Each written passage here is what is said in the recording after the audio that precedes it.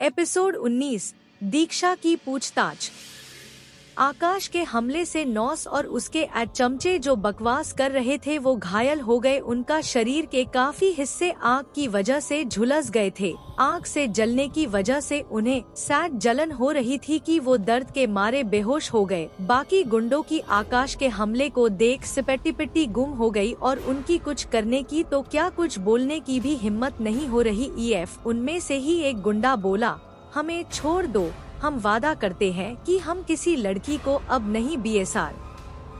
आकाश, अगर तुम अपनी खैर चाहते हो पहले डनफा कमीने को हॉस्पिटल में भर्ती करो और इनके हॉस्पिटल का खर्चा भी तुम लोगों को ही मिलकर देना होगा।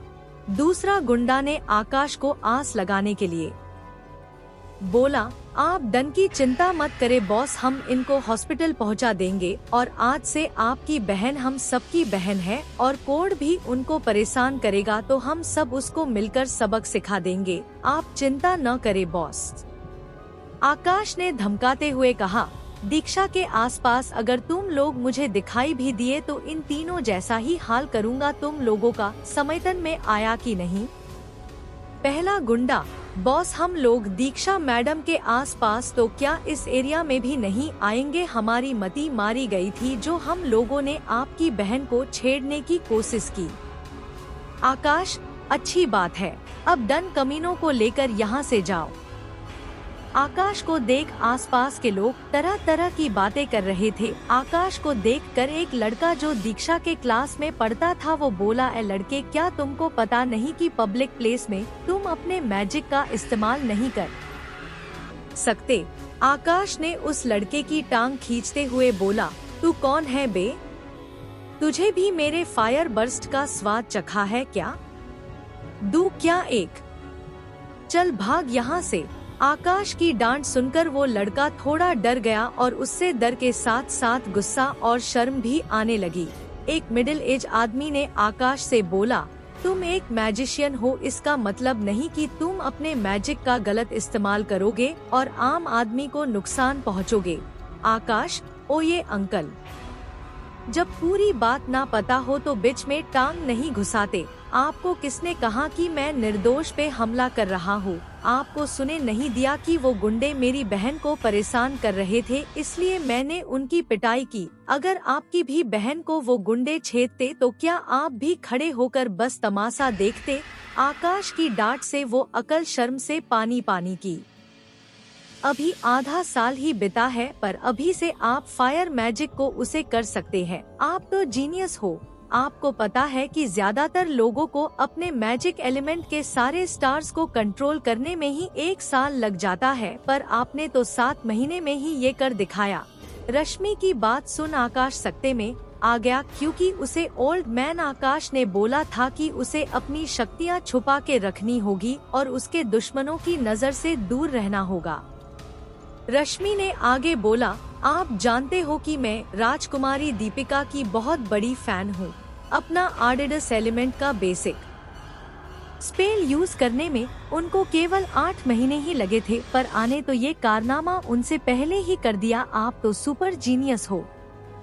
आकाश, अरे नहीं रश्मि, ऐसी बात नहीं है, मुझे भी फायर एलिमेंट का मैजिक स्पेल यूज करने में 1 साल से ज्यादा का वक्त लग गया था। वो क्या है ना कि स्कूल ज्वाइन करने से कुछ महीने पहले मेरी मुलाकात मैजिक एसोसिएशन के एक आदमी से हुई थी और मैंने उनकी एक काम में मदद भी की थी। इस वजह से उन्होंने डनाम के बदले में फायर एलिमेंट की अवेकनिंग में मेरी सादत की डसी वजह से ही तो मेरा मैजिक कॉलेज में आराम से एडमिशन हो गया।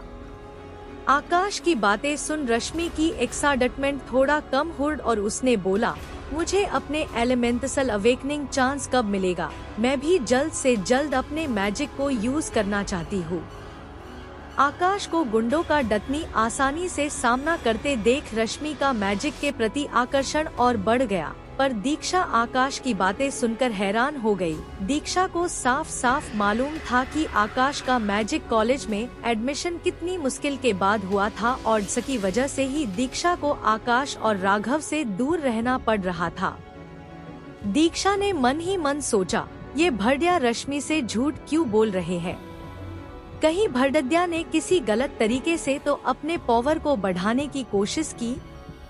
अगर ऐसा है तो मुझे इस बारे में भरदद्या से बात करनी होगी और उन्हें कुछ भी बुरा करने से हो गए। और जो लोग बात को ना जानने की वजह से आकाश को बुरा भला कह रहे थे वो भी चुप हो गए।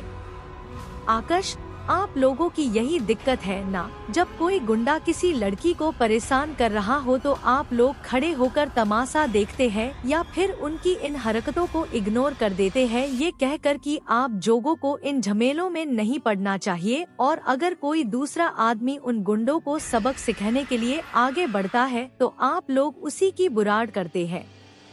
अब जाइए यहाँ से, आप लोगों को कोई काम धंधा नहीं है क्या, या यहाँ खड़े होकर बस तमाशा देखना है आप लोगों को? आकाश ने लोगों को फटकार लगते हुए कहा और फिर दीक्षा को लेने उसके पास चला गया। रश्मि, जिसकी आंखें अभी भी आकाश को देखकर चमक रही थी, बोली, आकाश आप तो एकदम कूल हो, आपको फायर एलिमेंटल मैजिक भी आती है, वाह ये तो कमाल हो गया। पर दीक्षा ने तो कहा था कि आपका एडमिशन मैजिक कॉलेज में इसी साल में हुआ है और रोकना होगा। कहीं ऐसा तो नहीं कि फैमिली कंडीशन को देखकर भरदद्या किसी गलत सांगत में पड़ गए हो और डल्लीगल तरीके से अपना मैजिक कल्टीवेशन कर रहे हो?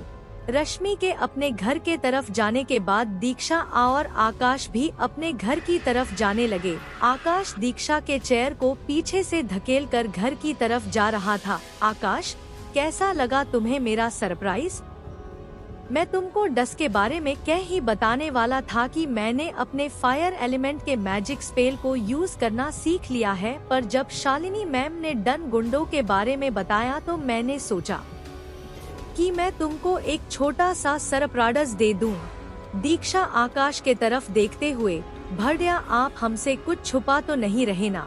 आकाश, मैं मैं क्या छुपाऊंगा अपनी बहन से 7 शो। दीक्षा, फिर आप रश्मि से झूठ क्यों बोल रहे थे कि आपने अपने एलिमेंट कॉलेज से पहले ही अवेकन कर लिए था?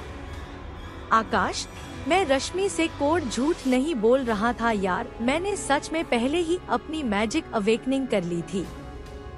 दीक्षा ने आकाश को घुर-घुर कर देखा और फिर एक गहरी सांस छोड़कर बोली, भरदद्या आपने कोड गलत लोगों के साथ तो काम नहीं कर रहे। मैंने किताबों में पढ़ा है कि केवल ब्लैक सोसाइटी के मेंबर्स ही डल्लीगल मैजिक का यूज कर अपनी शक्तियाँ लेजी से बढ़ाते हैं। कहीं आपने भी तो ऐसा कोड गलत कदम तो नहीं उठा लिया ना? ब्लैक सोसाइटी का नाम सुनते ही आकाश की पसीने छूटने लगे और वो किसी गहरी सोच में पड़ गया और फिर बोला, दीक्षा मैं तुमसे वादा करता हूँ कि मैंने ऐसा कोड ऑर्गेनाइजेशन ज्वार्डन नहीं किया और ना ही मैं उन ब्लैक सोसाइटी के मेंबर जैसे अपनी शक्तियों को बुरे तरीकों का यूज कर बढ़ाया है। आकाश के साफ साफ बताने पर दीक्षा ने भी चैन की सांस ली और बोली, फिर कैसे आपने 7 महीने के अंदर ही अपने फायर एलिमेंट को कंट्रोल किया? मुझे केवल सच जानना है और आप जानते हैं कि अगर आपने मुझे सच नहीं बताया तो मुझे आपकी चिंता लगी रहेगी। आकाशा ने एक बार दीक्षा को ध्यान से देखा और समन ही सन उसने सोचा, अब दीक्षा से क्या छुपाना, मैं अपना सीक्रेट तो दीक्षा से शेयर कर ही सकता हूँ। आकाश अपना हाथ अपने गर्दन तक ये गया और अपने शर्ट के नीचे छुपे एक लॉकेट को दीक्षा को दिखाते हुए कहा, ये लॉकेट देख रही है तू? ये एक मैजिक टूल है जो मैजिक प्रैक्टिस या कंट्रोल के बाद मैजिक एनर्जी को रिकवर करने में मेरी मदद करता है, जिसकी वजह से मैं आम आदमी से जल्दी अपनी एनर्जी रिकवर कर सकता हूँ। और ये मुझे धीरू काका ने गिफ्ट के रूप में दिया है जब मैं और आदर्श उनकी दुकान की साफसफॉर्ड में मदद कर रहे थे। तो एक दीक्षा ने आकाश को ध्यान से देखा, फिर नाराज होते हुए बोली, आपने क्या लगता है मैं एक दूध पीती बच्ची हूँ? मैं मानती हूँ कि ये मैजिक टूल आपकी मैजिक एनर्जी रिकवरी में आपकी मदद करता है, पर राजकुमारी दीपिका के पास तो से भी कई अच्छे मैजिकल टूल्स होंगे, फिर भी उसे अपने आर्डस एलिमेंट के बेसिक स्पेल को परफॉर्म करने में 9 महीने लग गए। फिर आप केवल 7 महीनों में एक मैजिकल टूल्स की मदद से कैसे कल्टीवेशन कर सकते हो? आकाश ने कुछ सोचा और फिर दीक्षा के व्हील चेयर को एक सुनसान गली की तरफ ले जाते हुए बोला, अगर तुम सच्चाई जानना ही चाहती हो तो तुम्हें डस के लिए तैयार रहना होगा, क्योंकि अपनी जिंदगी का सबसे बड़ा आश्चर्य दिखने वाला है। आकाश ने मुस्कुराते हुए कहा और गली में एक जगह दीक्षा की व्हील चेयर को ले जाकर उससे थोड़ा दूर चला गया। धर आकाश को एक सुनसान गली में ले जाता देख दीक्षा के मन में अजीब अजीब ख्याल लगे। दीक्षा मन ही मन, क्या मैं जो सोच रही थी वो सही है? क्या भरदद्या ने सचमुच ब्लैक सोसाइटी ज्वाइन कर ली? क्या दीक्षा का डर सही है? कैसे आकाश मिटाएगा दीक्षा की गलतफहमी? क्या आकाश दीक्षा की शक को दूर कर पाएगा? जानने के लिए सुनते रहिए demon king of magical world केवल Darwin Sahu Aryan RJ DK पर।